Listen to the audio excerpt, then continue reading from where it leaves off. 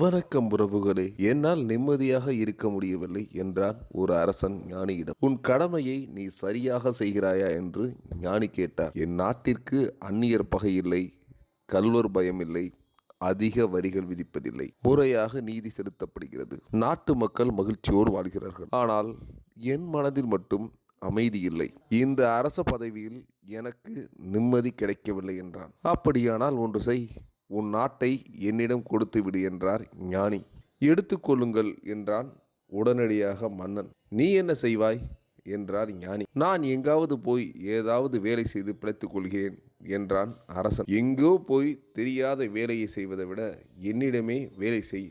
உனக்கு தெரிந்தது நாட்டை ஆட்சி செய்வது, அதையே செய்.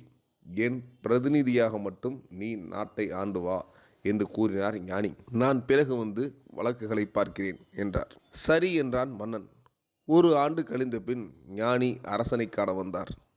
அரசன் இப்போது மிகவும் மகிழ்ச்சியாக காணப்பட்டான். அவரை வரவேற்று உபசரித்தவன் நாட்டின் கணக்கு வழக்குகளை எல்லாம் எடுத்து நீட்டினான். அது கிடக்கட்டும் என்ற ஞானி, நீ இப்போது எப்படி இருக்கிறாய் என்று கேட்டார். நிம்மதியாக சந்தோஷமாக இருக்கிறேன் என்றான் மன்னன். முன்பு நீ செய்த பணிகளுக்கும் இப்போது நீ செய்த பணிகளுக்கும் ஏதாவது வேறுபாடு உண்டா என ஞானி கேட்டார். இல்லை என மன்னன் கூறினான். அப்போது ஏன் மன அழுத்தத்துடன் இருந்தாய், இப்போது எப்படி நிம்மதியாக இருக்கிறாய் என ஞானி கேட்டார். விழித்தான் அரசன். ஞானி அதற்கு பதில் கூறினார். அப்போது நீ இது என்னுடையது என்று எண்ணினாய், இப்போது இது எனதில்லை, நான் இங்கு வெறும் பிரதிநிதி மட்டும்தான் என்று எண்ணுகிறாய். அந்த மனம்தான் அனைத்திற்கும் அடிப்படையே. நான் என்ற எண்ணம் வரும்போது அத்தனை துயரங்களும் உன்னை சூழ்ந்து கொண்டு விடும்.